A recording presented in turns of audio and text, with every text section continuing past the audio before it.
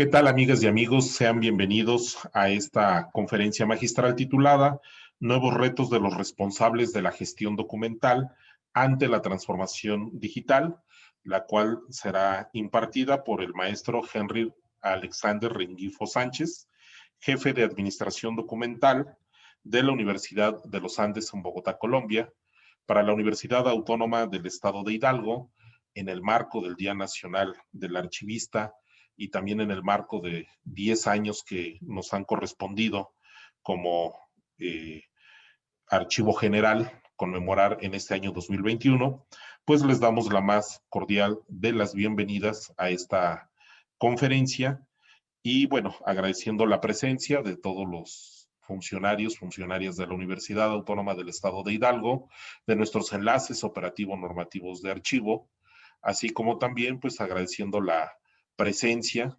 de quienes nos acompañan de otras instituciones de educación superior, agradeciendo todo el apoyo a la Red Nacional de Archivos de Instituciones de Educación Superior, a su presidenta, la maestra María Eugenia Gutiérrez del Instituto Tecnológico de Sonora. Y pues damos la bienvenida a la dinámica. Vamos a presentar a nuestro ponente. Él va a impartir esta conferencia y vamos a estar recibiendo a través del chat de este Facebook todas sus preguntas y comentarios. Al término de su intervención, vamos a dar paso a que dé contestación a estas preguntas y es así como vamos a desarrollar esta conferencia, nuevos retos de los responsables de la gestión documental ante la transformación digital. Me voy a permitir presentar al maestro Henry Alexander Rengifo Sánchez. Su experiencia profesional es superior a 20 años en gerencia de proyectos relacionados con la implementación de sistemas de gestión de la calidad, administración y gestión de archivos, tanto físicos como electrónicos, así como optimización de procesos de negocio con apoyo en tecnologías de la información en reconocidas empresas del sector público y privado del país. Actualmente funge como director de la Oficina de Administración Documental de la Universidad de los Andes, donde lidera la implementación de solución institucional para la gestión de documentos electrónicos. Él es ingeniero industrial de la Universidad Libre de Colombia, magíster en ingeniería industrial de la Universidad de los Andes y magíster en gestión documental y administración de archivos de la Universidad La Salle. En docencia, tiene experiencia académica como docente en temas relacionados con la gestión de documentos electrónicos en diferentes universidades del país, como la Universidad La Salle, la Universidad del Rosario y la Universidad Javeriana. Ha sido conferencista y consultor en temas relacionados con buenas prácticas de gestión documental en entornos digitales, aplicación en la empresa de normativa nacional e internacional, oferta de servicios documentales enfocados en política cero papel, indicadores y métricas de desempeño en archivos en Colombia, en Puerto Rico, en México, en Argentina, en Panamá, en Paraguay y en España. Dentro de sus membresías profesionales destaca miembro de BUREAU, Archivos Universitarios e Instituciones de Investigación, del Consejo Internacional de Archivos ICA Sub 2018-2022. Actualmente funge como vicepresidente de la Red Iberoamericana de Archivos de Educación Superior a partir de 2015. También es miembro del Archivo General de la Nación, Bogotá, Colombia. Forma parte de los comités asesor sectorial de archivos institucionales de educación superior, del Comité Nacional Asesor Técnico de Preservación Digital y del Comité Nacional Asesor Técnico de Clasificación, Ordenación y Descripción Documental. Sin más preámbulos, pues cedemos la palabra al maestro Henry Alexander Rengifo Sánchez. Bienvenido, Henry. Gracias por acompañarnos. Maestro Abel, muchas gracias por su presentación y por la invitación a este evento. Un saludo muy especial a todos los participantes, a los directivos y compañeros y colegas de la Universidad Autónoma del Estado de Hidalgo y al resto de personas que nos acompañan tanto de México como de otros sitios. Pues bienvenidos y espero que esta charla sea de utilidad y pues pueda ser algo útil para ustedes. Quiero empezar contando un poco, por favor me confirman si ven la presentación.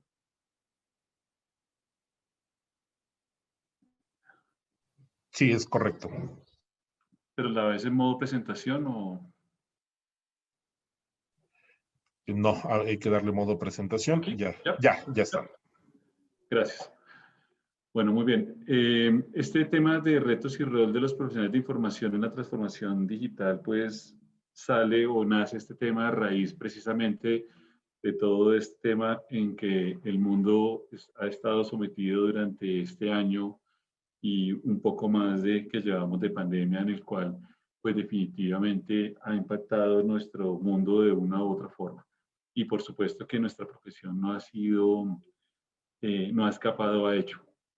Y en ese sentido, quiero con esto dejar un mensaje muy en claro, y es que nosotros, las personas que trabajamos en información o que trabajamos con información, pues debemos de dar un salto hacia lo que es el uso de las TIC como parte de nuestra gestión. O sea, nuestros conceptos de archivística, nuestros conceptos de gestión documental, nuestros conceptos de archivo, pues bienvenidos, porque eso nos da una estructura. Pero definitivamente el mensaje es que sí tenemos que conocer otras características y otros conocimientos que son muy importantes. Eso. Y aunque ya creo que anteriormente lo sabíamos, hoy en día cobraron mayor relevancia. Eso no implica de que ya nos íbamos, ¿no? Hay que actualizarnos. Y en ese sentido, pues ya es un mensaje por parte de cada uno. No necesariamente que sea la institución que nos tiene la que nos tiene que formar, sino que por parte de nosotros también hagamos un ejercicio de estar mucho más conectados con estos nuevos procesos. Y quiero empezar la charla con algunas estadísticas. Quiero empezar la charla con algunos mensajes y algunas cifras. Hubo un estudio que lo sacó la Unión Internacional de Telecomunicaciones, que es muy reciente, realmente lo publicaron en noviembre del año pasado, del 2020, donde dicen midiendo el desarrollo digital. Y específicamente, aunque lo miden con información de los países que se han tenido durante los últimos años, pues centran atención a raíz de cómo se impactó todo ese tema en la pandemia. Y esta gente pues presenta unos hechos muy interesantes, por ejemplo, de cómo ha crecido el uso de Internet durante los últimos años. Y esta gráfica lo que nos muestra es que en este momento de 7.5 billones de personas que vivimos en el mundo, casi la mitad estamos conectados. Es más, casi la mitad no, la mitad estamos conectados. A la mitad de esos 7.5, casi 8 billones de personas usamos Internet. Ahora, ¿qué pasa con la otra mitad? Entonces, y fíjense cómo este crecimiento en esta gráfica lo muestra, que solamente hace 14 años, nada más, solamente 1 billón de personas, o sea, muy poquita gente, utilizaba Internet, bueno, muy poquita gente en términos de lo que es la cantidad de gente en el mundo, utilizaba Internet. Fíjense hoy en día la proporción tan importante que tenemos. Ahora, esto cambia muchísimo cuando se empiezan a mirar las proporciones en términos de edades. Y aquí hay un mensaje importante. Entonces, ustedes acá en la primera gráfica van a encontrar cómo esta proporción se mide en términos del mundo, o sea, donde el 51% de la población está usando Internet, pero cuando se mire ese mismo mundo en términos de la población más joven, es decir, entre las personas entre los 15 y los 24 años, ese porcentaje sube a un 69%.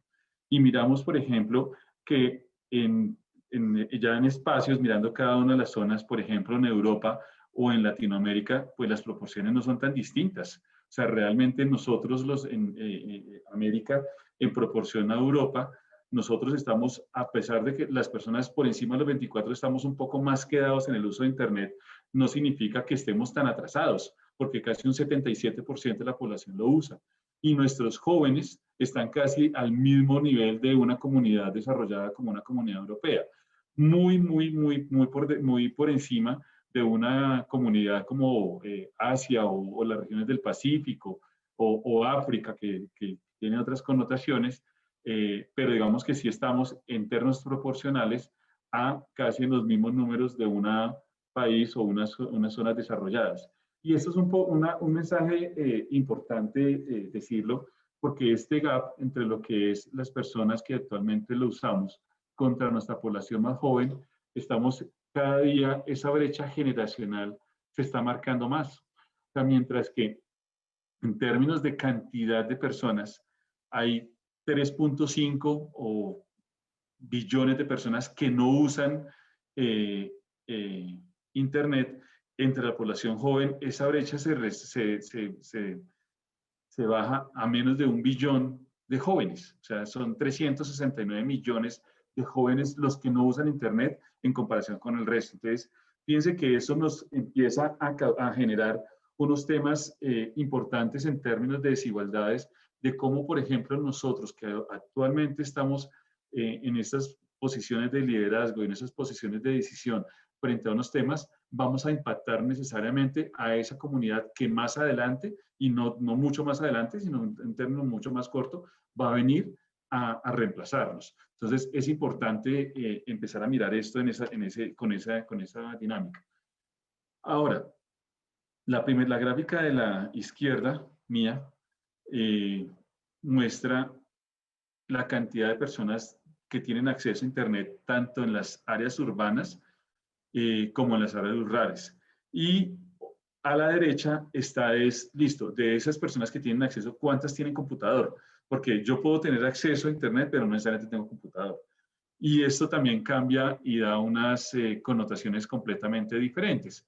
Mientras que solamente de esa proporción de gente que tiene acceso en las áreas urbanas, estamos hablando de que el 72% lo tiene, pero en las áreas rurales estamos hablando de un 37%. Y eso en términos porcentuales estamos hablando de que mientras que estamos hablando de que en el mundo la mitad está conectada, si hablamos de ese mundo rural, estaremos hablando de casi 3 veces menos de esa población. Y cuando miramos que ese mismo acceso que tienen las personas en una rural, que tengan acceso a un computador, no baja de un 37 a un 25%. Y eso significa que las personas que pueden tener acceso a Internet no necesariamente lo hacen a través de sus computadores fijos. Eso impacta, por supuesto, el desarrollo de habilidades blandas o habilidades duras en términos de programación o en términos de uso de eso. Incluso el tema que hoy en día nos compete a las universidades, que es las clases, o sea, cómo hacemos para llegar e impartir educación a esas otras personas. Entonces, fíjense que por más de que la persona tenga acceso, si no tiene un computador, pues van a tener inconvenientes, porque quiere decir de que esas personas se pueden estar conectando a través de un celular o que solamente tengan el acceso, pero no tengan los dispositivos. Y cuando ya empiezan a mirar esta gráfica, a desglosarla por cada una de las distintas áreas del mundo, pues se encuentra también unas desigualdades importantes. Y vuelve y juega. Por ejemplo, fíjense en esta proporción que tenemos nosotros las Américas de un 74% de las áreas urbanas contra un 50% de nuestras áreas rurales. Es mucho más de la media de lo que se tiene con respecto al mundo. Y esta media que tiene con respecto al mundo, ¿en qué la están impactando? Áreas como África o los estados árabes o las regiones de Asia y el Pacífico, que tienen unas menores proporciones de acceso. Entonces, realmente los que mejoran estos niveles o estos accesos son las Américas y Europa. Pero eso no quiere decir de que por el hecho que las mejore, queremos decir que estamos mejor. Porque si ustedes se comparan cómo estamos nosotros las Américas contra el resto de Europa, miramos que mientras que el 88% de su población en las áreas urbanas tienen acceso, un 78% en las áreas rurales también lo tienen. Pero cuando nos comparamos nosotros mismos, ya en las Américas, y acá estamos contando también a Norteamérica, pues el 74% la tiene, mientras que un 50% no la tiene. Esto también da unas magnitudes y unos mensajes importantes de cómo nosotros, que estamos hablando de gestión de documentos electrónicos, de gestión electrónica de documentos, si no tenemos en cuenta también esas otras formas de comunicación, pues vamos a tener inconvenientes para poder transmitir nuestro mensaje a esas otras personas que no tienen esos accesos. Y esto es una gráfica básicamente que resume lo mismo.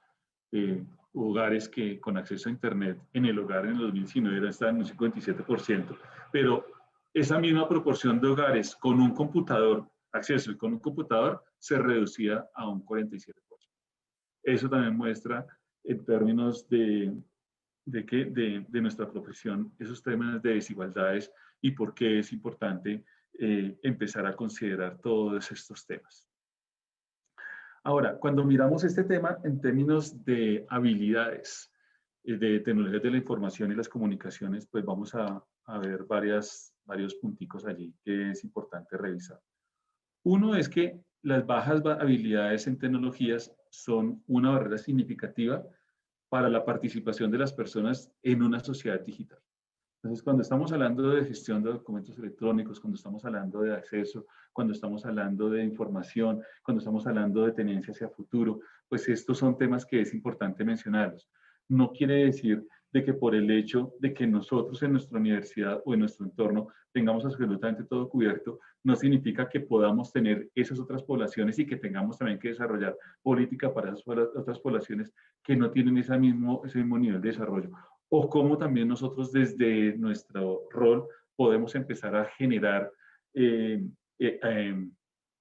experiencias o políticas o acciones para disminuir y contribuir también a ese desarrollo o a esa disminución de esa brecha.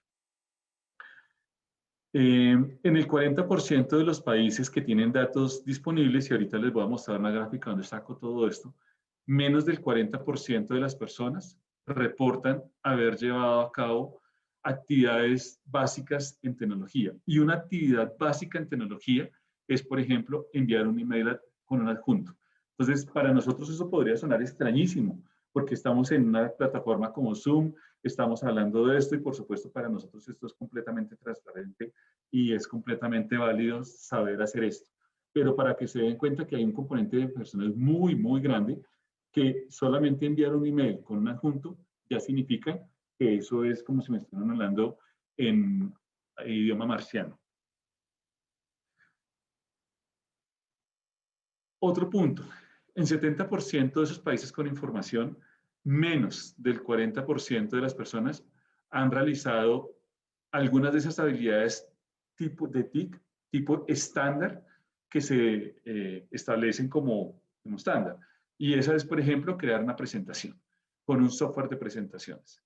Entonces, hay gente que, fíjense que una habilidad mínima, una habilidad básica es, por ejemplo, enviar un email con un adjunto. Una habilidad estándar es poder hacer una presentación en un software de presentación, como la que ustedes están viendo. Sin embargo, hay un 40% de personas que no saben cómo hacerlo.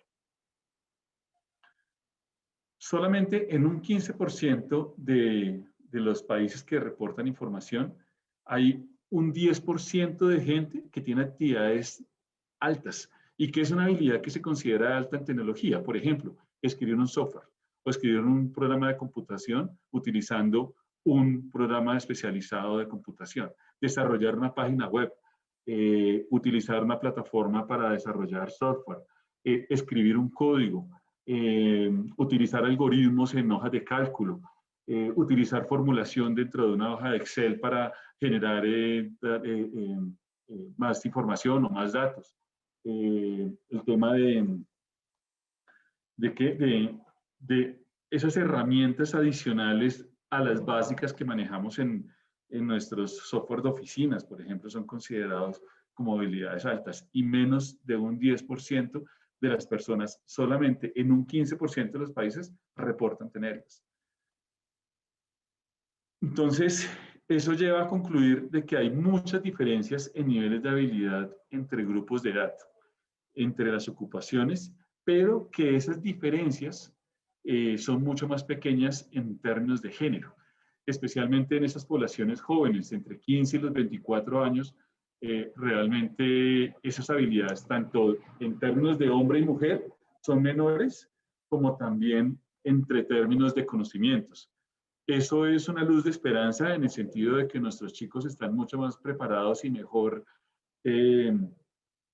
preparados para lo que viene. Como les decía, también tienen mucho más acceso y mucho más información, pero eso nos pone también a nosotros en una desventaja frente a ellos en cuanto a qué es lo que nosotros hoy en día, que somos los que estamos generando todo este tema de la política pública, le estamos entregando a ellos para su desarrollo. Puede ser que estemos nosotros quedados frente a lo que ellos realmente necesitan, o puede que ellos estén muy avanzados frente a lo que nosotros realmente les podemos ofrecer. Entonces, esas son preguntas que hay que plantearse y que definitivamente es importante verlas. Esta es la dirección web de la herramienta, entonces voy a ir a ella para que ustedes vean un poco el cuadro, qué es lo que realmente está entregando. Por favor, me confirman si están viendo mi pantalla. Sí, la estamos viendo. Muy bien. Entonces, esta es la dirección, que es la que está en la presentación. Y básicamente acá ustedes pueden ver, si nosotros, por ejemplo, miramos un país como México. Estamos viendo, perdón, todavía la presentación. Perdón. Anterior, todavía no la pantalla del link que abriste. Muy bien, ya lo hago inmediatamente.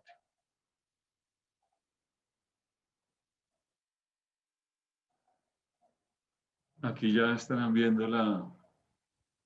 el link. Correcto. Muy bien. Entonces, en esa dirección que les envié, ustedes acá pueden ver por los distintos países las distintas habilidades. Entonces, miremos lo que nos compete, México. Entonces, México, según la información que ellos tienen, dicen que el 32% de su población tiene habilidades básicas, un 25% de habilidades estándar y solamente un 7% en habilidades avanzadas. Y como les decía, ¿qué es una habilidad básica? Entonces, acá mismo lo dice. Entonces, habilidades básicas, según lo que se establece para ellos y para efectos de esta medición, son básicamente 4. Copiar o mover un archivo a un folder, usar el copy-paste o herramientas de copiado y pegado, duplicar o mover información dentro de un documento, enviar emails con archivos adjuntos o transferir archivos entre un computador y otros dispositivos. Esos son consideradas actividades básicas y solamente dice que el 32% de la población las tiene.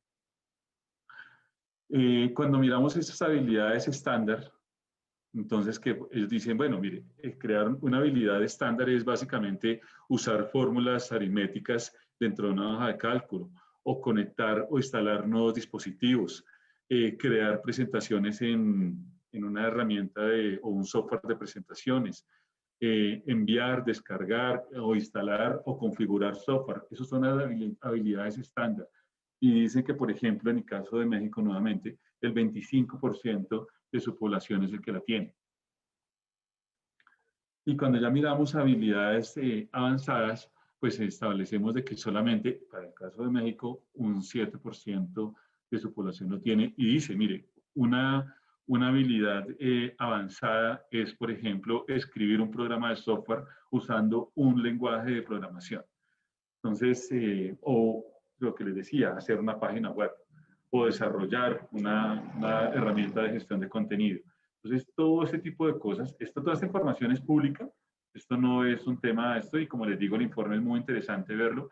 Hay mucha información adicional, por ejemplo, no solamente de lo que les estoy mostrando, que lo utilicé para efectos de la presentación, sino también hay información sobre el uso de dispositivos móviles, cómo el COVID ha afectado eso, así que los invito a que revisen esta estadística, ahí está pública, les envío la dirección, la información está en la presentación, y con mucho gusto eso está para ustedes. Y les digo, es información muy interesante que pueden ustedes ver y que realmente dicta o dista mucho de lo que necesitamos en este momento ver. Regresando nuevamente a nuestra presentación, por favor, Abel, ¿me confirmas que la estén viendo? Sí, ya está en modo presentación. Muy bien, gracias. Entonces, ¿qué es eso de una competencia o una habilidad en TIC? Y acá vuelvo y me esfuerzo en tema. Yo no les voy a hablar de las habilidades o las competencias que necesitan en gestión documental, porque parto de la premisa que ya las tenemos. O sea, muy seguramente el maestro Abel o su equipo de trabajo, o las personas que trabajan en los archivos, o las personas que están en otras universidades en temas de gestión documental, o cualquier otro de nuestro público que pueda tener algún interés en eso, pues con seguridad tendrá alguna información, algunos conocimientos en todos esos temas. Les vengo a hablar de lo que considero y que es un poco el objetivo de mi charla, de lo que deberíamos nosotros también de empezar a tener y empezar a formarnos. Y es en temas sobre tecnologías de la información y las comunicaciones. Y básicamente, ¿qué es una competencia o una habilidad en términos de tecnologías de la información y las comunicaciones? Es la capacidad de conversar con las personas a través de diversas tecnologías. Y al igual que las tecnologías de la información, las tecnologías de información y comunicaciones se refieren al uso de la tecnología para tareas habituales o cotidianas. Vuelve y juega. Por ejemplo, enviar un correo electrónico, hacer una videollamada, búsquedas en Internet, utilizar cualquier otro dispositivo de comunicación que pueda sernos de útil o utilidad para nuestras tareas. Esas son las habilidades o competencias que se requieren en TIC. Pero miremos un poco más en detalle a qué se refiere cada una de esas y que tienen completa información o completa relevancia para nuestra tarea. Por ejemplo, gestión y configuración del correo electrónico. Entonces, nosotros sabemos todos utilizar un correo, sabemos enviar el correo electrónico, sabemos cómo descargar. Pero sabemos, por ejemplo, cómo guardar un correo electrónico. Sabemos que si yo, por ejemplo, me paro sobre un correo electrónico, uno en especial, y le digo clic derecho, control G, lo voy a guardar. ¿Y cómo voy a guardar ese correo? ¿En qué extensión de formato me queda ese correo? ¿Y qué voy a requerir para poderlo abrir después? Que eso es un archivo. Y que si lo llevamos al mundo de la archivística sería como si yo tuviera una hoja o un folio o un expediente que lo estuviera guardando. Sabemos cómo gestionar eso en realidad. Ahora, si yo, por ejemplo, dentro de mi correo electrónico, dentro de mi Outlook, para no ir más lejos, puedo gestionar una carpeta y esa carpeta resulta que necesita, en el momento en que yo me retire de la universidad o que yo me vaya de la universidad o que necesite gestionar espacio dentro de mi buzón de correo, poderlo guardar. ¿Cómo lo estoy guardando? ¿Cómo yo debo acceder nuevamente a eso? Sé qué tipos de archivos y qué formatos voy a tener para ello. ¿Qué significa esos formatos de protocolo de archivos para correo electrónico? O sea, tengo claridad sobre eso. Entonces, no solamente en nuestro rol o en nuestro campo es enviar o recibir un correo electrónico, sino cómo gestionar esos correos electrónicos. O que a ustedes, por ejemplo, en sus áreas de archivo les lleguen y les digan, mire, yo le quiero hacer una transferencia de todos esos correos electrónicos, ¿qué hago? Entonces, todas esas preguntas son cosas que nosotros debemos tener. Y eso significa, señores, pues estudiar. O sea, realmente significa leer un poco más sobre los distintos tipos de formatos, sobre los distintos tipos de archivo, cuáles son los protocolos que se manejan dentro de la gestión de correo electrónico para yo poder darse una solución sobre eso. Otro punto importante, la investigación en línea. Entonces, la investigación en línea va mucho más de Google, ¿no? De Google Enter y todo lo que diga Google o Wikipedia. Investigación en línea significa utilizar otras herramientas de búsqueda. Entonces, muy seguramente con las nuevas desarrollos de las plataformas o de los buscadores, pues ya el uso de operadores booleanos de pronto no será tan común, pero sabemos que es un operador booleano, sabemos cuál es la diferencia entre utilizar un OR o un AND o un NOT o dentro de una expresión, utilizar las comillas sencillas o simples o compuestas para poder ejemplificar las búsquedas, y creo que esos son temas básicos para una persona que trabaje en archivos, de poder gestionar todo ese tipo de búsquedas, porque sobre eso es lo que nosotros vamos a definir, y sobre todo cuando estamos haciendo la gestión de la información como un servicio de contenido. La gestión en redes sociales. La gestión en redes sociales va mucho más allá de utilizar Facebook o utilizar Instagram para publicar lo que hacemos, dónde vamos, dónde estamos, sino utilizar hacer la gestión de redes sociales para hacer también formación, para hacer divulgación, para utilizar los servicios que nosotros estamos haciendo y para empezar a hacer trabajo de formación a nuestros usuarios. Es realmente donde está el valor agregado a las redes sociales, ¿no? Las redes sociales nos permiten crear comunidades, pero las comunidades se mantienen en la medida en que nosotros ofrezcamos calidad sobre esos contenidos. Entonces, eso va mucho más allá de gestionar nuestros perfiles públicos y utilizar también las redes sociales como efectos colaborativos o efectos institucionales. Los temas de colaboración en línea. Entonces sabemos, por ejemplo, cómo compartir un documento, cuál es la diferencia entre un OneDrive, entre un Dropbox, entre un Cloud, entre un Drive de Google, y utilizar esas distintas herramientas de colaboración que tenemos. ¿Cuál es mejor o cuál es peor? ¿Por qué utilizo una o por qué utilizo la otra? ¿Cómo debería utilizar eso? En lugar de decir, adjuntar el correo y decir, ahí te envío para tu revisión y me envías tus comentarios, y poder saber de que a través de un archivo podemos entrar varias personas a hacer sobre ese mismo trabajo una sola cosa. Entonces, esas herramientas de colaboración son importantes también para eso. Gestión de datos y consultas, pues como vuelvo e insisto, cuando nosotros ofrecemos servicios de información o servicios de contenido, pues los datos y la consulta es nuestra vida, es lo que realmente nosotros hacemos. Y para poder tener una gestión de datos y consultas, una de las cosas que tenemos que aprender es sobre el uso de metadatos. ¿Cómo son los metadatos que estamos utilizando? ¿Cuál es la diferencia entre unos metadatos Dublin Core o entre unos metadatos RIC o entre unos metadatos tipo EDOC o entre unos metadatos que utilice, por ejemplo, el Consejo Internacional de Archivos, o que utilice el Reino Unido, o que utilice el NARA? ¿Cuáles son esos distintos niveles de metadatos que yo estoy utilizando para poder implementarlos como estándar dentro de la organización y que realmente yo a futuro pueda ofrecer un servicio de consulta sobre esa información y que pueda llegar a esa información o a esos contenidos, sobre todo cuando estamos hablando de documentos que difícilmente puedo llegar más allá de lo que dice el mismo nombre?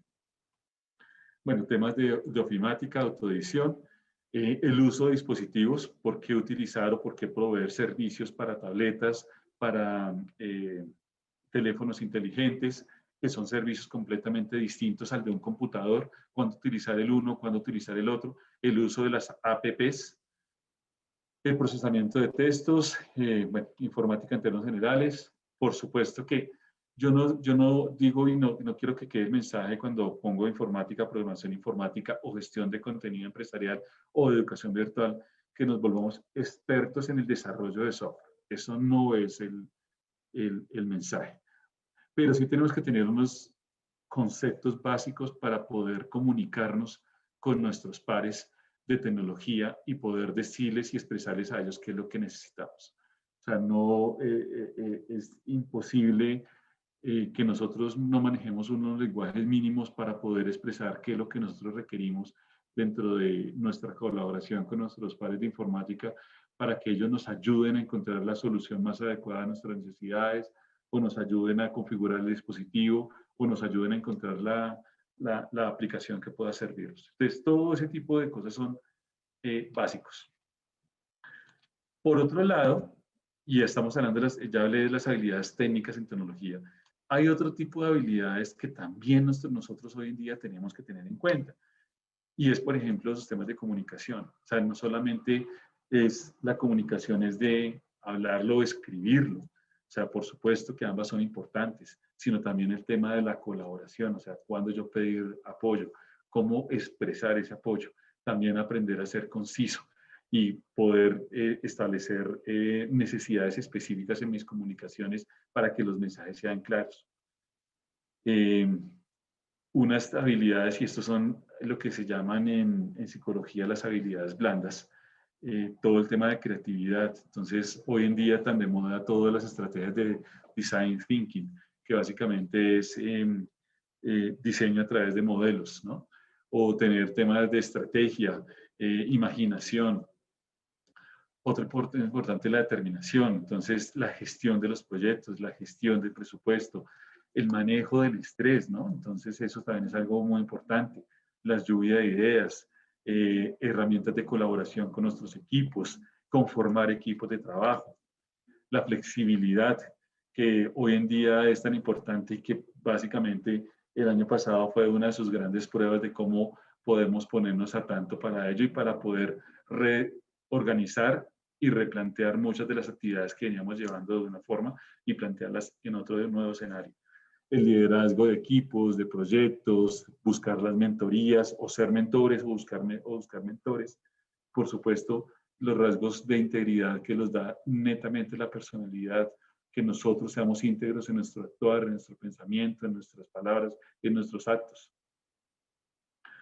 La negociación, temas de consenso, de diversidad, tener en claro eso. Hoy en día es tan importante, por ejemplo, el respeto hacia distintas etnias, hacia distintas comunidades, hacia distintas formas de pensar, hacia la mujer, hacia el hombre, hacia la religión, o sea, respetar tantos distintos, o más bien respetar las particularidades que tiene cada una de las personas que vivimos y que habitamos en este mundo y en este globo que llamamos Tierra, que llamamos nuestra casa y que en el cual todos cabemos y tenemos que caber. Y en ese sentido a ese tema del respeto a esa diversidad y a esa particularidad de cada uno. Por supuesto, la presentación, entonces temas de oratoria, de articulación, de ventas es importante, algo de humor, por supuesto, para ello. Esto que estamos llevando a cabo, que hemos venido hablando, pues lleva a plantearnos algo que yo lo he denominado cambio de paradigma. Y básicamente ese cambio de paradigma lo planteo en términos de que debemos de migrar de esa gestión documental o gestión de archivos a una nueva política que se llame gobierno de información. Maestra Abel, yo sé que usted al inicio habló de que las preguntas las íbamos a hacer al final, pero pues no sé, me parece que podríamos hacer un corte en este momento y si hay algunas preguntas, hacerlas y responderlas para darle paso a este siguiente bloque. Claro que sí, pues muchísimas gracias, Henry. Podemos ir avanzando en temas de las preguntas, sobre todo porque ese es el objetivo de esta conferencia. En el contexto muy inmediato, el Archivo General de la Universidad Autónoma del Estado de Hidalgo está conmemorando 10 años. Y a 10 años, hace 10 años era para nosotros importantísimo hablar de gestión documental y de administración de archivos de una forma incipiente, porque fue una etapa de implementación. A 10 años hemos querido arrancar la conmemoración de nuestros 10 años de vida institucional en el marco que estamos celebrando 60 años como Universidad Autónoma del Estado de Hidalgo, con esta conferencia precisamente en lo que tenemos en pantalla. ¿Cuál tiene que ser a partir de esta primera década el nuevo paradigma? Y pues precisamente quiero encuadrar pues esto que vemos de este cambio de paradigma en este momento, porque pues es lo que ahorita nos vas a presentar. Quisiera aprovechar rapidísimo, saludos, nos están conectados de Baja California, Puebla, Toluca, Jalapa, Saltillo, Ciudad de México, Totonilco de Tula, Zacatecas, Tizayuca. Nos siguen en la transmisión las preparatorias 3, 5, 7 de la Universidad Autónoma del Estado de Hidalgo, de las diferentes dependencias, como la Dirección de Superación Académica, la Dirección de Administración de Personal, el Instituto de Artes, la Dirección de Investigación, la Escuela Superior de Tizayuca, la Dirección de Posgrados, de Protección Civil, la Dirección de Relaciones Interinstitucionales, la División de Investigación, Desarrollo e Innovación. Agradecemos que siga esta transmisión la maestra Mireya Quintos. Ella es directora de Desarrollo Archivístico Nacional del Archivo General de la Nación. Muchísimas gracias, maestra, por acompañarnos e impulsar fuertemente como nuestra máxima autoridad archivística del país. Saludos a las universidades que nos siguen de Aguascalientes, al Archivo Histórico Universitario de la Benemérita Universidad Autónoma de Puebla, al Archivo Histórico de la UNAM, de la Escuela Nacional de Antropología e Historia de la Ciudad de México, del DIF Nacional, de la Escuela Superior de Sagún de la Autónoma de Hidalgo, de igual forma de la Escuela Superior de Tizayuca, de la Universidad Autónoma Agraria Antonio Narro de Saltillo, Coahuila, del Archivo General del Poder Ejecutivo de Toluca. A todas las dependencias universitarias les agradecemos mucho. Hay diferentes comentarios. Comenta el maestro Celso Retama Guzmán: estas actividades ayudan a salvaguardar el patrimonio institucional, preservar la memoria de nuestra universidad. Gis Cross nos comenta: buen día, este tema nos invita a reflexionar sobre qué tipo de actividades se están realizando en Internet. Verónica Vega Morales: felicidades a la Universidad Autónoma del Estado de Hidalgo por la organización de este evento y darnos oportunidad de obtener capacitación. Marta Ortega: respecto a los tipos de habilidades TICs, temas muy importantes para el desarrollo de habilidades. Lisette Gómez sobre tipos de habilidades TICs y otras habilidades requeridas. Gracias por la información. Habilidades necesarias para nuestro trabajo docente. Es los principales comentarios que hasta este momento nos han enviado. Y bueno, pasemos a esta segunda parte y haremos otro bloque de comentarios y de las preguntas que nos deseen enviar a través del Facebook. Muy bien. Muy bien, muchas gracias a todos los participantes, muy amables por estar acá y por escucharnos, y vuelvo, insisto, estaré acá para darles en la medida de mi posibilidad las respuestas que estén a mi alcance. Bueno, regresando entonces a este punto, pasemos de la gestión documental a gobierno de información. Precisamente, maestro, cuando usted lo mencionaba, que hace 10 años usted estaba haciendo esta transición, también puedo decir que también tengo algo muy similar, una experiencia muy similar. También hace más o menos una década estaba también presentando todo este proceso de gestión documental, o de, más bien, de la gestión de archivos a la gestión documental. Y hoy estoy mirando de la gestión documental a lo que es gobierno de información, porque definitivamente ya estamos hablando de que la gestión documental ha cumplido con un punto muy importante de apoyo en la universidad, pero hay unos nuevos retos que necesita que la gestión documental se quede algo corta. Y a eso es lo que voy. Entonces, todo esto está sucediendo hoy en día en las universidades y en cualquier organización. Esto no es de la Universidad de los Andes ni la Universidad Autónoma, es en cualquier lado. Entonces, el volumen de la data está completamente disparado. O sea, hay datos por todo lado. Entonces, cuanto sistema de información haya en una institución, ese sistema de información tiene datos y, por supuesto, tiene documentos.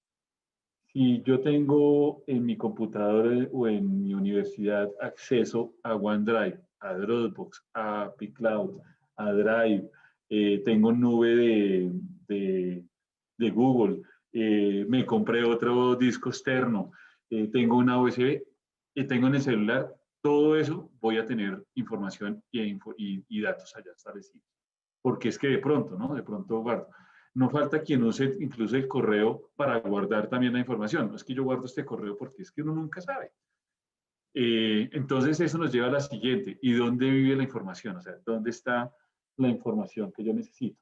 Es cuando nuestros amigos de procesos o de las áreas de planeación, o los de organización y métodos, o los de calidad, empiezan a revisar los procesos de negocio para identificar esas evidencias que dan cumplimiento a ese proceso, pues ellos les va a quedar la tarea difícil de establecer, vengo, ¿y dónde vive esa información? O sea, usted dice que para este proceso el cumplimiento es esto, es este archivo, reporte, documento, correo electrónico, llamada, imagen, documento físico, lo que sea. ¿Dónde está? ¿Y dónde queda?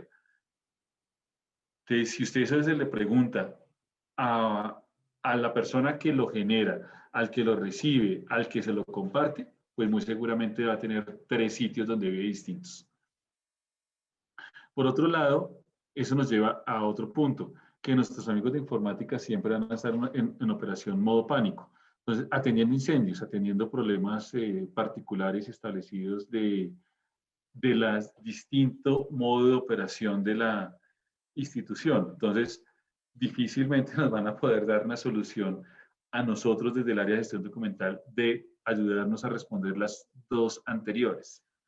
Y por supuesto que llegamos a otro punto, ¿no? Pues es que la información está en todo lado.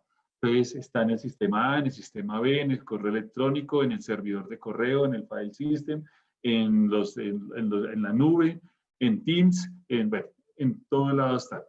Y eso nos lleva a otro punto que era lo que yo intentaba solucionar con lo que estábamos hablando anteriormente de las habilidades, de que se hablan distintos lenguajes entre tecnología, entre las áreas legales y entre gestión documental, porque no nos entendemos. Entonces, cuando nosotros hablamos en gestión documental, hablamos del documento de archivo.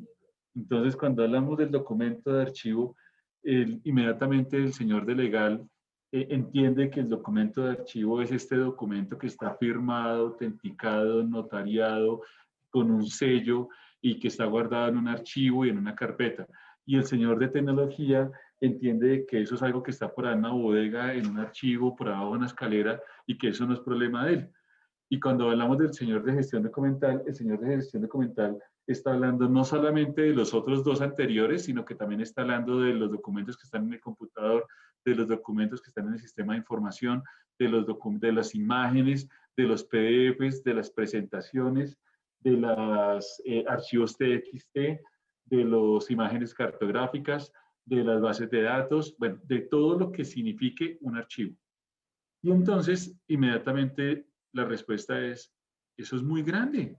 ¿Usted a qué le va a hacer todo eso? O sea, no nos va a alcanzar la vida para solucionar eso y lo que usted está proponiendo es algo imposible. Y ahí se acabó el problema. Entonces, resulta que articular esos distintos lenguajes y empezar a establecer temas que me permitan establecer ganancias tempranas o centrar esfuerzos sobre procesos específicos o sobre proyectos particulares para establecer unos lineamientos o puntos específicos sobre algunos temas de cuidado de interés para la institución, me permite seguir escalando ese problema a otros distintos grupos de información. Y eso es una de las formas de atenderlo. Y entonces acá quisiera compartirles también otras diapositivas que encontré por allí de información. Aquí les estoy dejando de dónde tomo esto. Entonces hay una web que me gusta mucho que es la de AIN, que habla sobre todo ese tema, sobre todo lo que son riesgos y oportunidades de manejar el caos de información en las organizaciones. Y ellos hablan muchísimo también sobre la gestión de los contenidos empresariales. Y bueno, aquí están los distintos mensajes. Y saqué como unos puntos que me parece importante mencionarles y que quería compartirles. Lo primero es que es necesario en la organización gestionar el contenido. Entonces, fíjense que ya pasamos, la palabrita ya deja de ser documento, ya deja de ser archivo, ya deja de ser información, ya deja de ser dato. Y empezamos a hablar de contenido.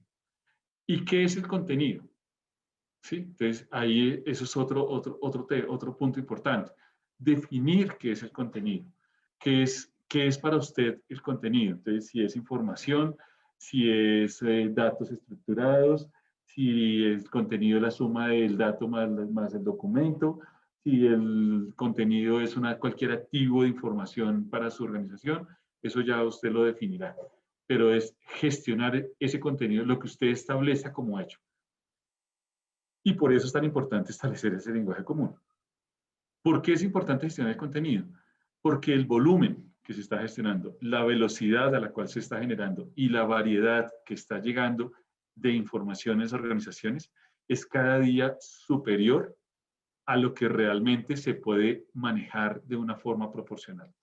Entonces, acá hay una estadística. Entonces, dice que el 90% de la data del mundo se ha sido creada en los últimos 2 años y que esto solamente está creciendo desde acá. O sea, es como si, no sé, cuando yo leía esto un poco, decía, bueno, ¿y qué pasó 2 años atrás? O sea, si estamos hablando de que esto fue en el 2019, por ejemplo, entonces en el 2017 hacia atrás, entonces significa que no existía nada. No, sí existía. Lo que pasa es que hubo a partir de ese momento un crecimiento exponencial en la capacidad de procesamiento. Cuando uno mira entonces esto comparado con los datos de la Internet, por ejemplo, si ustedes en este momento pongan ahí en su Google estadísticas de Internet o de sitios web en Internet,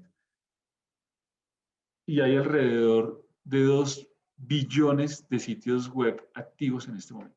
O, perdón, 580 billones de sitios web activos en este momento. O sea, ¿cuándo alcanza uno a gestionar todo ese volumen?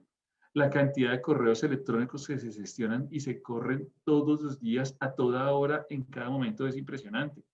Es gestionar y creernos que puede uno, a través de la gestión documental, centralizar, que es lo que realmente la gestión documental busca, es centralizar para que desde ahí yo pueda canalizar. Es imposible, o sea, hoy en día eso no es viable.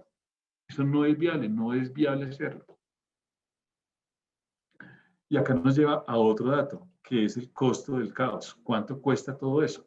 Entonces, acá también se habla de otra estadística.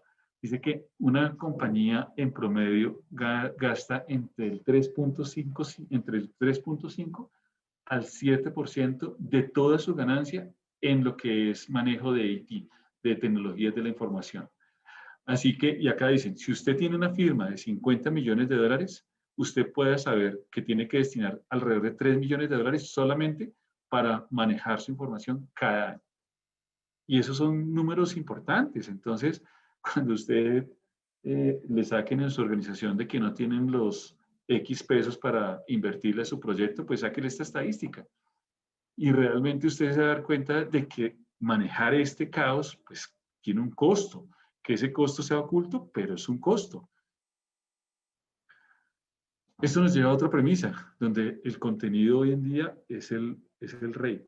Y no solamente lo dice eso, mire todas esas aplicaciones que están alrededor de eso, que es Google, lo que es Tumblr, lo que es LinkedIn, lo que es Facebook, lo que es Twitter, lo que es Instagram, todo eso corre alrededor del contenido. O sea, de lo que usted día a día regala, publica y pone, es de eso que se alimentan todas esas empresas.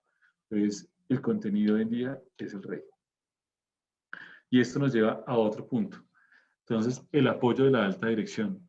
Entonces, hay otra estadística también que lo acompaña. Entonces, dice que el 45% de las organizaciones dicen que sus ejecutivos de nivel C, nivel CS, CEO, CEO, la alta dirección, mejor dicho, la alta dirección, que los ejecutivos de ese nivel, que solamente el 45% se identifica con el concepto de gobierno de información. El resto o no tienen ni idea de qué se está hablando, o más bien se sienten un poco identificados con ese concepto. Solamente un 45% se identifica con el tema de que la información hay que proporcionarle algunas herramientas de gobierno y que es necesario gestionarlas. Y entonces acá nos lleva a otra cosa, cambia el discurso. Y era un poco el mensaje de cambia paradigma, cambia el discurso. Entonces, enfoque sus iniciativas o su proyecto no solamente a reducir el riesgo y el costo, o sea, nosotros normalmente los que trabajamos en gestión documental decimos que, bueno, es que, mire, si usted implementa el proyecto del sistema de gestión de información, entonces usted conoce, se va a ahorrar la plata de impresoras, la plata de consumibles, las personas que están allá detrás de la fotocopiadora y va a disminuir los riesgos de búsqueda y acceso. Pues resulta que esos costos son marginales y ahorita en la pandemia eso quedó mucho más evidente, que esos costos son marginales. Y no solamente es, también toca reducir el riesgo, que las áreas enfocadas a riesgo como las auditorías o las de control interno pueden establecer que el costo de eso, sino que hay que mirar es cómo esas iniciativas pueden ser de utilidad a través de otros departamentos y cómo a través de los contenidos y de la información yo puedo tener nuevas oportunidades de negocio.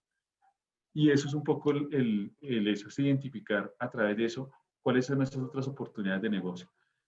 Por ejemplo, para nosotros que estamos en universidades, ¿cuáles son esas oportunidades de negocio que pueden surgir para eso? ¿Qué tal si usted, por ejemplo, tuviera un mundo donde usted pudiera establecer una relación entre las personas o entre los padres de sus hijos que viven en ciertos sectores de la ciudad o ciertos sectores de eso, o que tienen un poder adquisitivo más que el alto de la media y que usted pueda identificar eso para usted hacer campañas específicas de donación o para hacer campañas específicas de egresados o para hacer campañas específicas de acompañamiento sobre determinados proyectos en la universidad. Entonces, fíjense que el contenido puede ser utilizado para distintos medios y para distintas formas. Entonces, no solamente se enfoque en reducir riesgos y costos, sino revise cómo puede usted también generar valor en esos negocios. Otro punto importante, perdón un segundito. Perdón.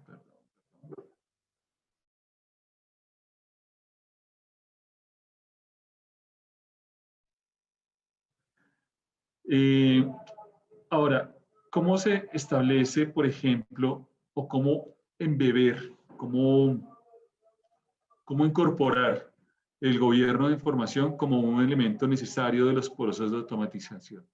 Entonces, en algunos momentos estábamos hablando anteriormente de que la gestión documental no es una responsabilidad del área de archivo o del área de gestión documental. Es un elemento transversal dentro de todos los procesos de la institución. O sea, cualquier proceso genera documentos, cualquier proceso genera datos, cualquier proceso genera información y cualquier proceso, por lo tanto, tiene que estar en capacidad de aprender a gestionar y a saberlo manejar. Eso significa que la gobernanza que usted haga sobre la información tiene que ser parte de los procesos de automatización.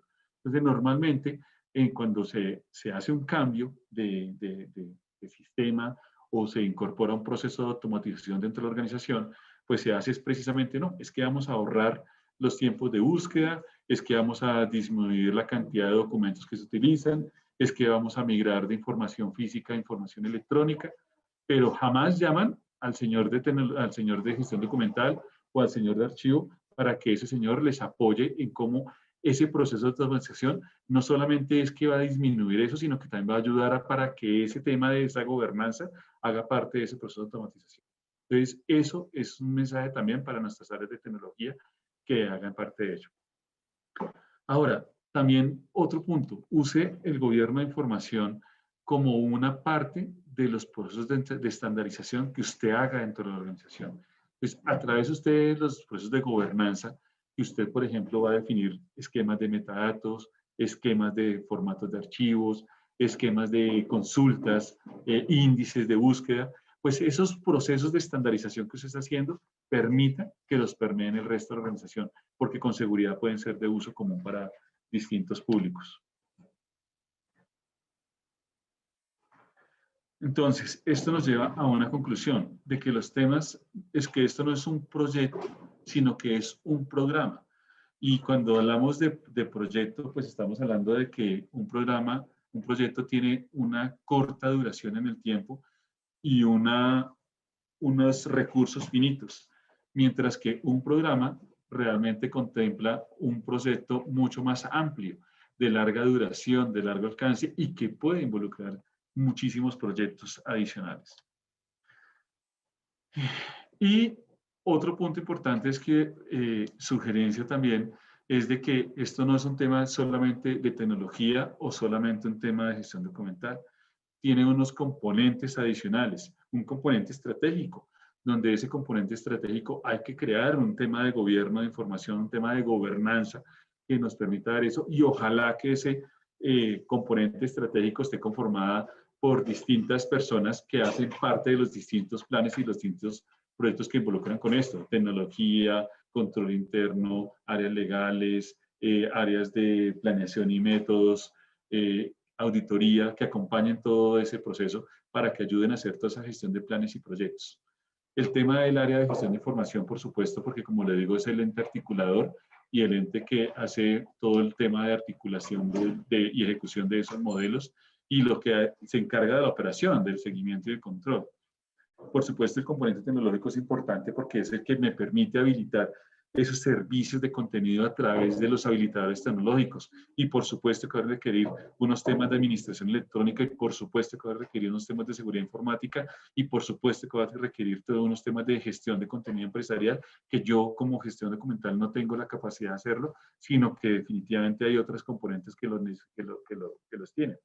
Y cuando hablamos del área cultural, el área cultural tiene que ver cómo las personas realmente voy a capacitarlas, a formarlas, a hacerlas partícipes de este proceso para que se interiorice dentro de ellos el proceso y que hagan parte de eso y de su crecimiento y de su rol para reposicionar la función de la gestión documental dentro de la organización como un todo. Entonces, este cambio de paradigma realmente lo que busca es ampliar la visión y no solo es cumplir con la legislación o con los mandatos legales o reducir el riesgo, sino captar oportunidades. ¿Cuáles oportunidades? Respuestas rápidas y ágiles, que eso realmente significa un costo asociado a la búsqueda del acceso, que es importante medirlo. Una oportunidad que es la mejora en el servicio, que básicamente va asociado a un costo reputacional, como la universidad cada día hacia su usuario realmente se repotencializa, se reposiciona y replantea sus opciones. Y es una oportunidad también que la información sirva como soporte para otros procesos que se están haciendo dentro de las mismas universidades, como son los temas de Big Data o de analítica, que eso realmente es un costo de oportunidad. Entonces, si yo no lo hago y si yo no lo tengo, ¿cuánto me cuesta dejar de hacerlo? Y realmente eso es lo que significa ese costo de oportunidad. Ya para ir finalizando, pues básicamente una de las recomendaciones es repensar ese concepto de archivo. O sea, el archivo ya no es ese sitio por allá tirado debajo de una escalera o un sitio por afuera donde lo utilizamos para guardar cajas. No, eso definitivamente ya no es el archivo. El archivo tiene un ingrediente mucho más amplio. Y definitivamente es necesario la definición o la articulación de un equipo interdisciplinar que atienda todos los temas asociados a gobierno de información. Entonces, eso significa que usted tiene que tener en su equipo interdisciplinar gente de tecnología, gente de procesos, gente de jurídica, gente de auditoría, gente de gestión documental, gente que sepa de archivos, o sea, un equipo mucho más complejo, mucho más grande. Y es necesario que se sepa dónde está la información de la organización, o sea, dónde está la información, qué es esa información y cuál es su valor o cuál es su riesgo. ¿Cuál es el valor de tenerla, de mantenerla, de sostenerla, de preservarla? ¿O cuál es el riesgo que se pierda? Que son dos cosas diferentes, pero que apuntan al mismo tema, ¿no? ¿Qué es? O sea, ¿por qué la tengo? ¿Por qué la tengo? Porque tengo un cumplimiento legal, porque tengo un mandato jurídico, porque la necesito, porque definitivamente quiero dejar un legado. ¿Por qué? O sea, ¿para qué está? Y es importante librarse de ese contenido tipo ROT, redundante, obsoleto y trivial. Redundante, pues que esté en distintos sitios. Obsoleto, que ya no tenga ninguna validez para la gestión. Entonces, ¿qué es lo que nosotros en archivística llamamos la documentación facilitativa?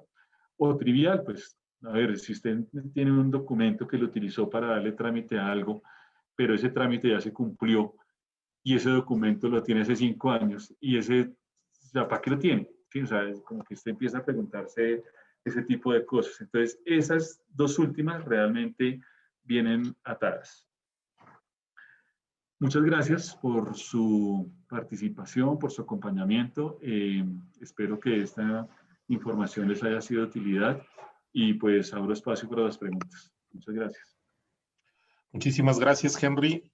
Pues para no alargarnos, vamos directamente a las preguntas. Te propongo una dinámica. Hago pregunta y tú das respuesta rápida y vamos avanzando. Lo que haya que profundizar, se los comentamos ya en el chat del Facebook. ¿Te parece, Henry? Muy bien, Noel.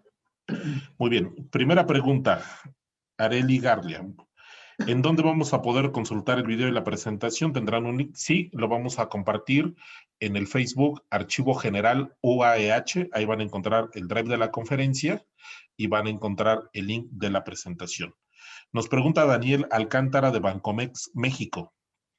¿Creen que es importante o una necesidad que las leyes deban actualizarse y normar el tema digital o bien plantear lineamientos específicos para las TICs?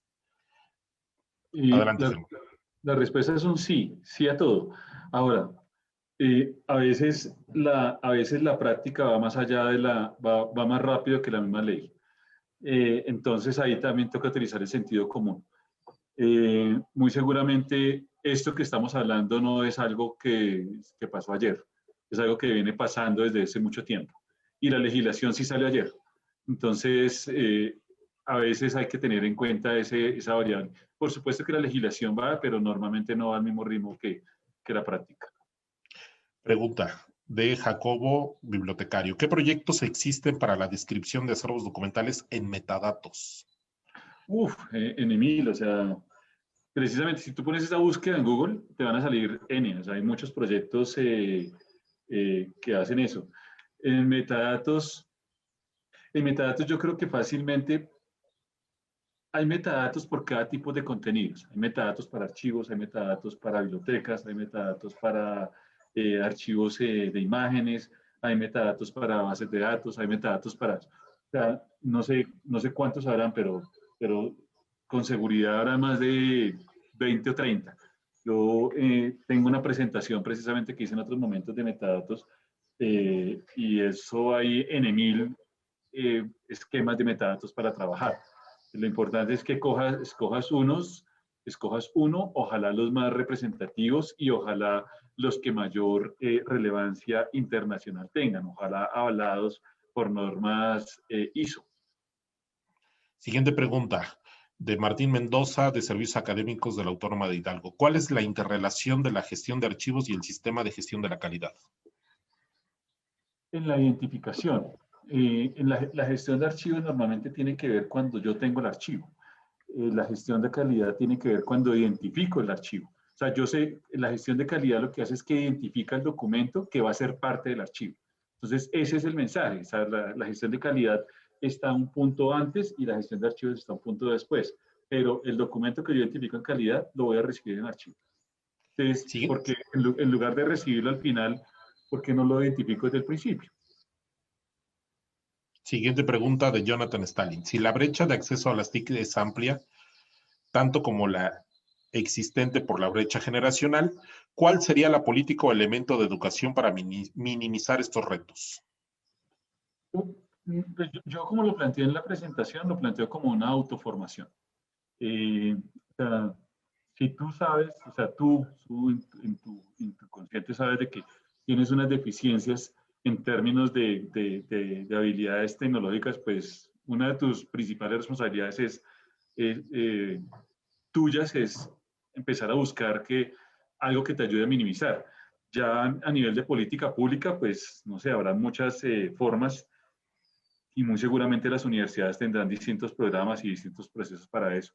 Las áreas de archivo, por supuesto, que también harán algo establecido para que las personas, por lo menos en temas de gestión de documentos electrónicos, en uso de contenidos, en sistemas de información, pues puedan utilizarlas asociado a sus propias necesidades. Pero las que son de tu particularidad, pues sí, creo que son autogestión. Siguiente pregunta es una pregunta muy técnica de Jacobo Bibliotecario. Primera pregunta, ¿existen proyectos de interrelación del ISAT-G con metadatos? Sí. Y migrado a la siguiente pregunta, ¿migraremos a descripción a metadatos en Dublin Core como ya lo están haciendo las bibliotecas entre MARC y RDA? Es que los metadatos de Core son metadatos, son 16 metadatos que básicamente apuntan para describir contenidos tipo web. Eso es la definición del Dublin Core. Se utiliza muchísimo en las bibliotecas, especialmente en los repositorios digitales. Entonces, en los repositorios digitales están las bibliotecas que por debajo lo que son es un DSpace, son los que utilizan Dublin Core. Y se utilizan porque como son contenidos digitales, comparten más fácilmente el conocimiento. Ahora, tú puedes establecer una relación entre la metadata que tiene en la ISAT-G, que es una metadata, finalmente son metadatos, y cada uno de esos distintos campos que son, si no me recuerdo, son 7 áreas de conocimiento y ya son alrededor de 216 metadatos. ¿Cuáles de esos 16 cuáles de esos se ven representados en esos 16 de Dublin Core? Sí hay especificidades donde se establece una relación uno a uno, así como hay metadatos de ISAT-G a EAD, de metadatos ISAT-G a Dublin Core, de metadatos de ISAT-G a, no sé, hay unos del NARA y otros del Reino Unido, hay muchas especificidades. Sí, señor. La siguiente pregunta es de AJ Vázquez Díaz, de la Junta Intermunicipal de Agua Potable y Alcantarillado de Zacatecas. ¿Cómo debemos iniciar la implementación de un sistema de gestión documental electrónica en los sujetos obligados que apenas vamos iniciando con lo básico, la implementación del sistema institucional de archivos? Cuando arrancamos de cero, ¿cómo lo hacemos? Creo que la clave está acá. Voy a volverme acá a la presentación un poquito y es básicamente identificar. Mira, auditen la información. Eso es. ¿Y cómo pueden empezar a auditar la información? Con los procesos. Nada, no tengo procesos. Váyanse a las áreas y pregunten. ¿Sí? ¿Dónde está la información? ¿Qué es? ¿Y para qué la tiene? Con eso ya pueden empezar. Y empiecen por un proceso. Entonces voy a mirar el proceso, no sé, es el área de aguas potables y qué, perdón. La persona que hizo la pregunta, a ver. De agua potable y alcantarillado de Zacatecas. Exacto. Pues no sé cuál es el proceso misional de la alcantarilla de aguas potables. Me imagino que, no sé, Dotar de los... agua potable al municipio. Exacto. Entonces eso significa que tengo que tener relación entre los medidores, entre los contadores y las personas que hacen las mediciones. Un ejemplo. Entonces, esa línea, pues si yo la empiezo a auditar y empiezo a revisar, la persona que recibe, que va y toma la muestra, cómo la registra en el sistema, cómo eso se genera una factura, cómo eso significa un cobro y cómo llegó a un tema de, no sé, de finalmente establecer un cobro. Estoy diciendo acá una bobada, pero creo que ese proceso, esos 5 simples pasos, podría ser. Y podría yo empezar a preguntarme desde allí cómo empezar con esos puntos. Y esos 3 puntos. ¿Dónde está la información? ¿Qué es? ¿Cuál es el valor o riesgo de tenerla o no tenerla? Y con eso pueden empezar. Siguiente pregunta. Luis Carso, en materia de transparencia se tienen que contar con índice de expedientes clasificados como reservados en formato digital, el cual es de carácter público. Mi pregunta sería si ya cuento con documento electrónico en materia de archivo, ¿sería necesario contar con el documento también en formato físico de cada uno de mis expedientes que conforman mi documento electrónico, en dado caso que se quiera realizar una consulta física del mismo? Creo que es una pregunta muy local que aplica la normativa en México. Archivísticamente, si hay un documento que ya fue generado en un ambiente digital, ese es tu documento de archivo y prevalece en ese ambiente digital, porque si no, transitamos a la duplicidad de generar impresiones y demás. Ya el uso utilitario, si yo veo la importancia de imprimirlo para una consulta de alguien que acude directamente a oficina, pero el documento de archivo es así como se gestiona de origen. Henry, no sé al respecto. ¿De acuerdo? Y además que adicional, pues hay que remitirse al manual que tengan de gestión documental en la organización. Y si el manual de gestión documental, o sea, el hecho de que esté en físico, no, o sea, el hecho de que esté en electrónico no le quita mayor, no tiene ni mayor ni menor validez que el documento físico. O sea, eso yo creo que ya lo mismo la Ley General de Archivos y eso yo creo que ya está claro. Yo creo que ya es un punto más de validarlo con el área de archivo eh, en ese contexto específico. Pero estoy completamente de acuerdo con la respuesta de Abel. Si ya lo tienes en digital, no es necesario que lo materialices. James Curl, felicidades por tan excelente conferencia. Mi pregunta va encaminada con gestión documental electrónica. Actualmente existen personas que trabajan en sus casas, por ende, están ocupando sus equipos propios. Por falta de una firma electrónica avanzada, no tienen un buen soporte jurídico legal de dichos documentos. Por lo que al regresar a la normalidad, ¿qué pasará con esos documentos? ¿Se darán de baja o se conservará? Si se conserva, hay dependencias que no cuentan con un sistema de gestión electrónica de documentos por la falta de recursos. ¿Qué procedería en ese escenario? Bueno, yo creo que eso sí va muy de acuerdo a la legislación de cada país. Yo les cuento en el caso colombiano. Entonces, en el caso colombiano, nosotros tenemos una ley que data del año 99 que decía en ese momento que un documento era válido si es electrónico. Ahora, que si usted quería que el recado de la prueba no cayera en usted, sino en el otro, entonces usted tenía que firmarlo firmarlo con una firma digital, no una firma digitalizada ni una firma electrónica, sino una firma digital, porque era lo que le proveía integridad, no repudio y le proveía autenticidad. Ahora, posteriormente, una ley que es la ley de transparencia de acceso a la información pública, que dice el documento electrónico es válido. Usted puede coger el documento y tenerlo y usted dice que es válido. Ahora, va a tener que ser la misma legislación la que pruebe que ese documento fue modificado o fue alterado. Entonces, por eso digo, este es el caso de nosotros, acá en Colombia, no sé en el caso de México, la legislación que ya tenga establecido, pero un documento electrónico es un documento válido. Ahora, usted puede tener unos mecanismos al alcance de su mano para firmar documentos electrónicamente, firmar documentos digitalmente sin costo. Por ejemplo, una Robert Reader DC, con eso usted puede certificarlo, no firmarlo, sino certificar digitalmente su documento y eso le da un valor probatorio a ese documento. Y eso no le cuesta a usted nada, lo tiene al alcance, está gratis en internet, eso no tiene ningún inconveniente. Tiene que saber hacerlo, pero hay mecanismos para ello. Verónica Vega Morales, maestro Henry, si el 10 o el 15% hace un uso alto de las herramientas digitales, ¿cuál es el escenario de preservación digital en la mayoría de las instituciones públicas? Perdón, no entendí la pregunta. Sí, nos hace la correlación que si solo un 10 al 15% tiene competencias altas en las TICs, Ok. ¿cuál va a ser entonces el escenario ya en términos mucho más especializados, como es la preservación en las instituciones públicas? Bueno, ahora, cuando hablamos de habilidades avanzadas, que es ese 10 o 15%, acuérdense que las habilidades avanzadas están en términos de configurar, de escribir, de diseñar un programa de software. Yo creo que nosotros, las personas que trabajamos en procesamiento de información, no tenemos que llegar a ese punto. Nosotros, nuestro reto está en pasar de habilidades básicas a habilidades estándar.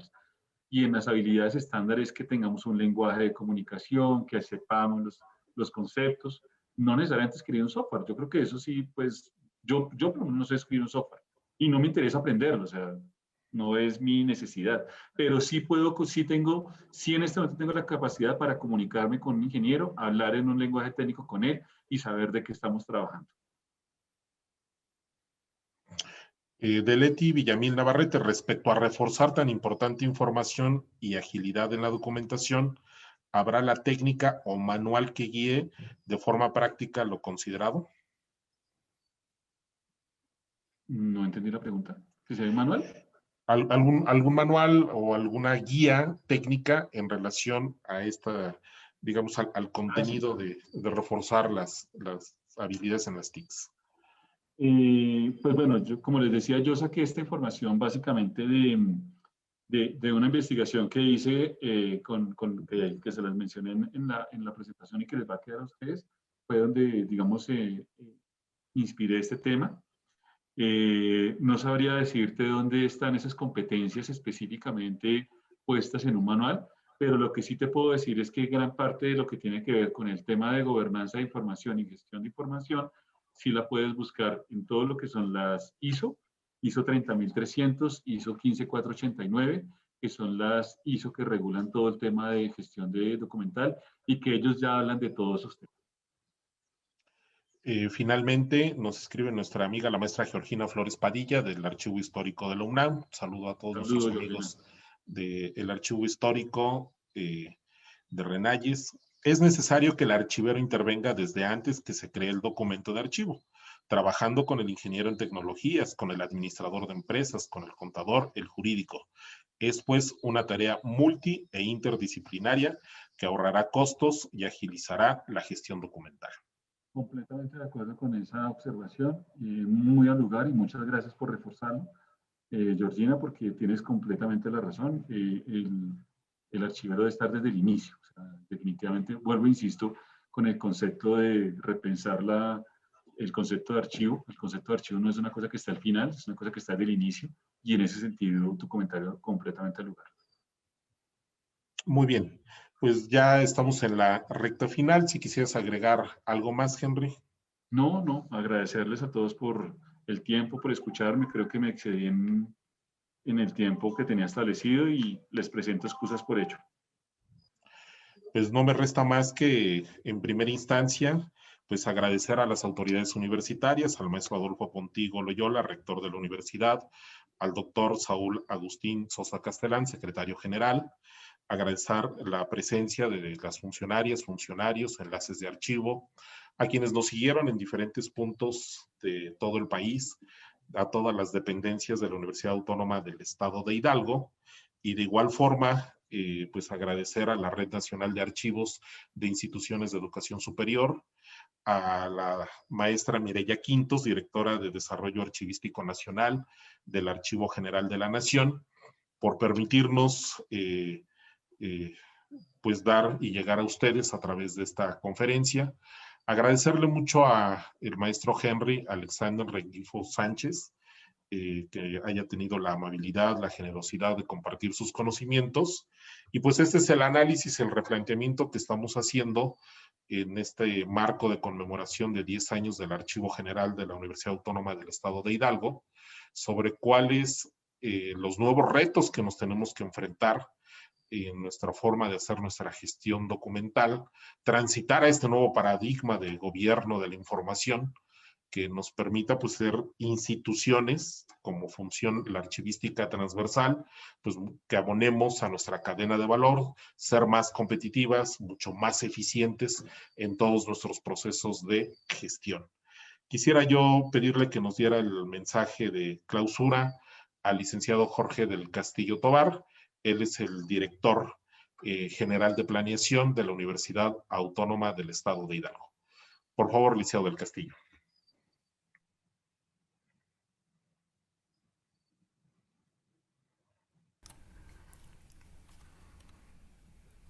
Bien, muchas gracias. En primer lugar, pues considero que no será un mensaje de clausura, toda vez de que es un tema tan interesante que no podemos clausurar esta tan importante intervención, información que nos ha hecho favor de compartir Henry Alexander Romingifo, a quien desde aquí le agradezco infinitamente su participación. Nos da a conocer precisamente cuál es el estatus de la información del sistema de archivos, el paradigma precisamente de el cambio que debemos de tener actualmente en lo que es el gobierno de la información. Quiero que pues y nos apoye con su cámara, por favor, don Jorge, perdón, activando su cámara, por favor. Gracias. Quiero también hacer mención que es muy importante el que el Archivo General de la Universidad, dentro del marco precisamente de los 60 años de vida institucional, esté festejando y celebrando su 10º aniversario con eventos tan importantes como lo es esta tan interesante charla que hemos recibido a cargo de Henry Alexander. Definitivamente sí, es importante que los cambios vertiginosos a que nos ha obligado esta pandemia a nivel mundial, pues incluye definitivamente nuestra forma del manejo de la información. Inclusive nos da pauta para que incrementemos las prácticas de capacitación y actualización en las técnicas de la información y metodologías de la información. Es importante también que, como bien lo decía, no esta situación de los procesos tiene que ser parte de los procesos estandarizados y que debe formar parte y debe de manejarse paralelamente junto con otros proyectos. Hay que ampliar la visión, hay que precisamente repensar, y no solamente repensar, sino aplicar el concepto del archivo, modificándolo. Así es de que me parece que en esta ocasión hemos, independientemente de los aspectos estadísticos tan interesantes y que pues muchas veces nos parecen simples, pero que nos hacen reflexionar acerca de cuál es la situación actual que prevalece en el mundo y en el contexto de nuestra institución y del servicio que presta nuestra institución dentro de la actividad de la educación superior y de posgrado en México y en el mundo. Felicito ampliamente a Abel Roque, reitero, es una actividad que siempre te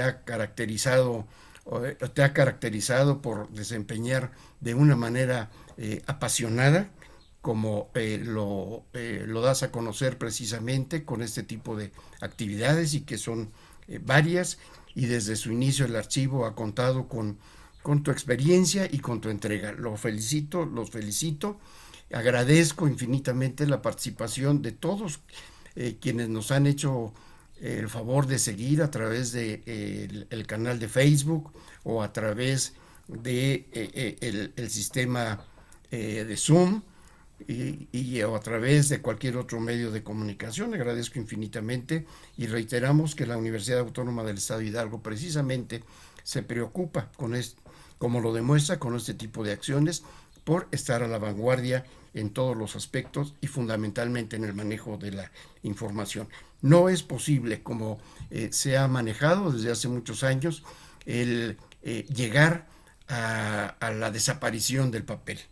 Hay aspectos desde el punto de vista jurídico, desde el punto de vista fiscal, pues que nos obligan a esa desaparición paulatina, un poco más tardada, como es el caso del aspecto fiscal, en donde esa información debe perdurar por determinado tiempo, y lo mismo en el punto de vista jurídico. Pero sin embargo, en la gran mayoría ya podemos considerar, y las propias leyes nos lo permiten, considerar como oficiales y válidos los documentos que se manejan a través de la vía electrónica.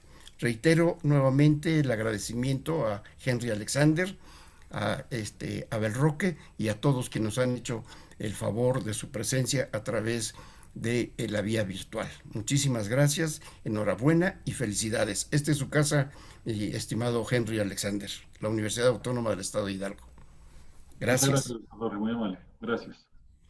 Pues agradecemos así que nos hayan seguido en esta transmisión. Estuvieron más de 182 personas conectadas.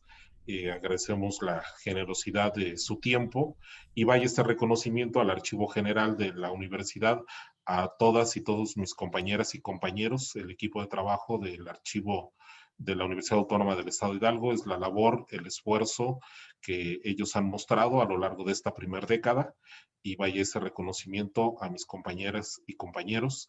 Y muchísimas gracias a todos quienes han seguido esta transmisión. Va a ser el principio de otras muchas más en el marco de 60 años de la universidad, 10 años del Archivo General de la Universidad. Agradecerle a la Red Nacional de Archivos de Instituciones de Educación Superior todo el apoyo y el respaldo para la realización de este evento. Y pues es una muestra más de cómo, trabajando entre pares académicos a nivel nacional, el trabajo en red pues hace mucho más fructífero el trabajo de todas las instituciones de educación superior. Muchísimas gracias por el favor de su atención. Muy buenas tardes y nos vemos en la próxima.